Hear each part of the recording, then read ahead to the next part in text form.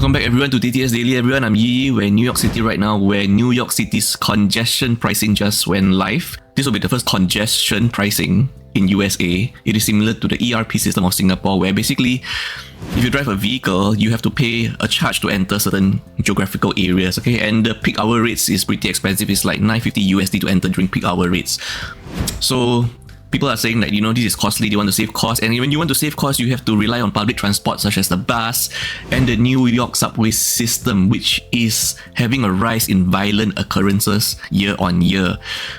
Just a few days before Christmas, there was a woman that was burned alive in the NYC subway system, a story we covered and a story that shocked the whole world around.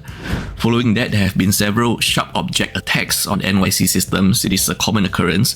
Just a few days ago, a man was shoved onto the oncoming train in the NYC system again. Thankfully, he survived the attack. So people are very concerned over this attack/stabbing incidents, and with the rise and with the start of congestion pricing, more people are being pushed towards public transit now because of congestion pricing, and which means the NYC subway system is going to get crowded. And true enough, just a mere few hours after the congestion pricing started, a 38-year-old man was attacked in the arm at the 3rd Avenue and 138th Street number 6 Express Station in the Bronx around 4 a.m. on Sunday, shortly after congestion pricing began. People are forming narratives, putting one and one together, and yeah. We're back in Asia right now in Chiang, Thailand on New Year's Eve, where a Japanese tourist attempted to release a sky lantern into the air.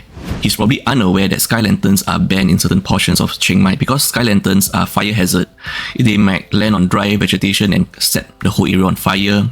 There's also air traffic safety concerns and public safety concerns where sky lanterns can get trapped in electrical wires, telephone poles, and then catching on fire. So the officer was trying to stop him from attempting to release the sky lantern, but he didn't listen, so the officer had to knock the sky lantern out of his hand. And the tourist got so agitated, he grabbed the police officer by the collar. I have to say kudos to the police officer for remaining so calm, explaining to the tourist why he's not allowed to release sky lanterns, okay?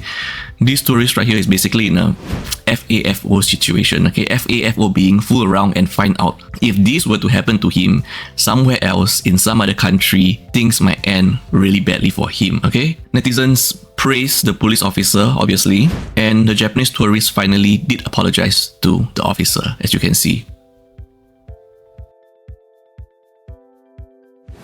Now to Malaysia, Genting Highlands. Did I finally pronounce it correctly? Genting Highlands, not Genting Highlands, okay?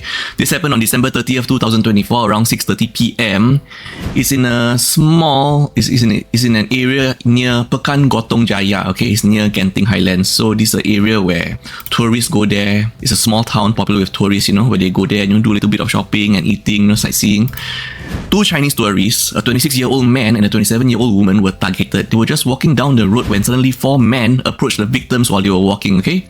The 4 men forced the 2 of them, the man and the woman, into a luxury vehicle. I do not know why it is emphasized it is a luxury vehicle instead of just saying like a van or what, okay? So there's this emphasis in the report that it is a luxury vehicle. Very weird, very sus. So anyway, these 4 men tried to abduct these 2 Chinese tourists by forcing them into a luxury vehicle, okay? The news report insists on using the word luxury, so we will follow suit, okay? A struggle then ensues where the woman managed to escape, but the man was abducted. I mean, seriously, new fear unlocked right there, okay? You're just going for holiday with a date, walking down this nice cozy little town at 6:30 p.m, taking in the sights, maybe after a meal, trying to find desserts, and then you get abducted and forced into a luxury vehicle. The male victim was later abandoned by the roadside after being robbed of his cash and forced to transfer money. Wow, okay. Both victims received minor injuries and were treated at a Kuala Lumpur hospital. CCTV footage captured by a nearby business showed the suspects in what appears to be a black BMW. Finally, now we know why it's called a luxury vehicle, okay? It was a BMW. Okay, alright. Police investigations are currently ongoing and they are actively searching for the suspects. They are asking for public assistance to provide any relevant information. Wow, okay. You wanna go for your holiday, just really stay safe. I mean, tourists are getting targeted in nearby tourist areas of Genting Highlands. I'm not sure how we can prevent this. Maybe just stick to eating at the buffets at Genting Highlands. We're gonna talk about this Singaporean family of 5 where they were on holiday in Rome and they had their luggage stolen from their rental car because they left it in their car. Didn't we just cover a similar story where two girls went on holiday overseas and they left all their belongings in the car, including the luggage, their rental car, and they came back to their car all smashed up and all their belongings stolen? Why is this a recurring theme? I mean, we need to understand that what works in one country might not work in another country, you know. We stop making the same mistake. Please do not leave your belongings in a locked vehicle overseas, okay? What might work in Singapore might not apply elsewhere, okay? So anyway, this Singapore family of 5 had their luggage stolen from their rental car near the Colosseum in Rome on December 26 during the last day of a 2-week Europe trip. Wow. Imagine that happening on the last day. The theft include 3 laptops, a branded bag, expensive clothing and gifts totaling over $25,000 in value. Wow. Additionally, the husband's credit card was fraudulently used for 8 $50 transactions. The family discovered the theft after a brief visit to the Colosseum, finding their car window smashed. Although they took some precautions like keeping wallets secure, they did not anticipate theft since they planned to go directly to the airport after sightseeing. I mean, they were probably targeted. The syndicate probably knew which car plates belonged to rental cars and they could tell that your luggage are in there, you know. So, similar to the story that we covered earlier on, they faced challenges in reporting the theft to the police. The first 3 stations they visited had no one on duty because it was post-Christmas. They finally lodged a report at the 4th police station where they learned theft was common in the area. After the police report, they found their passports discarded near a bin 3 kilometers from the theft site, but could not recover their NRIC even searching in markets and slums. Wow. This incident caused them to miss their flight back home, costing them nearly $10,000 for new tickets to return to Singapore the next day. Wow. Travelers, be warned, please do not leave any belongings of value in your rented car overseas. Please, okay? I understand Singapore is a high trust society, similar to like Japan, but what works here might not apply to other countries. Okay?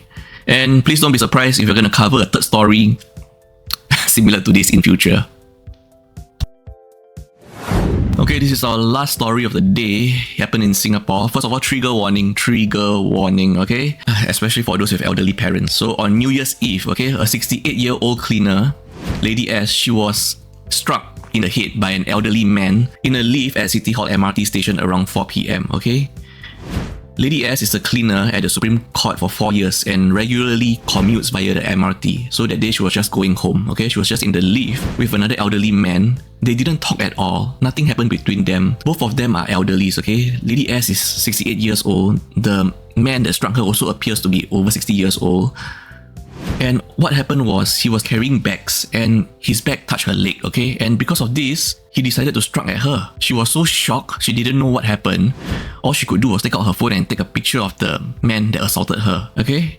She did kick his bag as he left the lift, but he didn't retaliate because of bystanders nearby, okay? Lady S suffered from head and neck pain, blurry vision, and worsened Parkinson's symptoms due to the attack. She was hospitalized for 2 days and given 9 days of medical leave, okay? Her hospital stay included an MRI, initial costs exceeding over $4,000, reduced to $180 after subsidies. Even after treatment, she still continued to experience physical discomfort. The police were contacted and an 88-year-old man is assisting with the investigation for causing harm.